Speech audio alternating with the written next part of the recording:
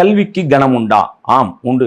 எப்படி என்றால், மகாலட்சுமி விஷ்ணுவிடமிருந்து ஐஸ்வர்யத்தை வாங்குகிறாள். ஆனால் கொடுக்கப்பட்ட ஐஸ்வர்யம் திரும்பி பெறப்படும் என்கிற கட்டளையோடு வாங்குகிறார். ஆனால் சரஸ்வதி பிரம்மாவிடமிருந்து வாங்கக்கூடிய கல்வி என்கிற சொத்தை யாராலும் வாங்க முடியாது, உன்னிட்ட இருக்கிறது நிரந்தரமா இருக்குங்கிற ஆணையோடு வாங்குகிறார். ஆக ஒருத்தர்கிட்ட பொருள் இருந்தா எடுத்துக்குவாங்க, பணம் இருந்தா பறிச்சுக்குவாங்க, இடம் இருந்தா புடுங்கிக்குவாங்க. ஆனா கல்விங்கிற ஒண்ணு இருந்தா யாராலும் எடுக்க முடியாது. அதான் பட்டணத்தார் பாடுவார். என்ன சொல்ற ஒரு பாட்டுல சொல்லியிருப்பாரு. எப்படி அப்படின்னாக்கா, ஆளும் வளரணும் அறிவும் வளரணும் அதுதானே வளர்ச்சி, உன்னை ஆசையோடு ஈன்றவளுக்கு அதுவே நீ தரும் மகிழ்ச்சி என்று சொல்லக்கூடிய ஒரு தன்மை. கற்றோருக்கு சென்றடமெல்லாம் சிறப்பு என்று சொல்லி பார்க்கிறோம். அப்ப எவ்வளவுதான் பணக்காரனா இருந்தாலும் அந்த கல்வி ஞானம் கொண்ட ஒரு நபரை தன்னோடு வைத்துக் கொண்டு செய்யக்கூடிய ஒரு தன்மை. இது ஏன் இந்த நேரத்தில் சொல்றேன் அப்படின்னா, அந்த பரீட்சை காலகட்டத்தில் மாணவர்கள் இருக்கிற காரணத்தினால உங்கள் லக்ன புள்ளி நின்ற நட்சத்திரத்துக்கு 2வது நட்சத்திரம், அல்லது உங்க ராசி ஒரு நட்சத்திரம் நிற்கும், அதுக்கு 2வது நட்சத்திரம், காலபுருஷனுக்கு 2வது நட்சத்திரம், இது தொடர்புடைய தலம், தெய்வம், உணவு, பூ, பழங்களை எடுத்துக்கொள்ளும் போது இந்த கல்விங்கிறது உங்களுக்கு சிறப்பையா இருக்கும் அப்படிங்கறத இந்த இடத்துல சொல்லி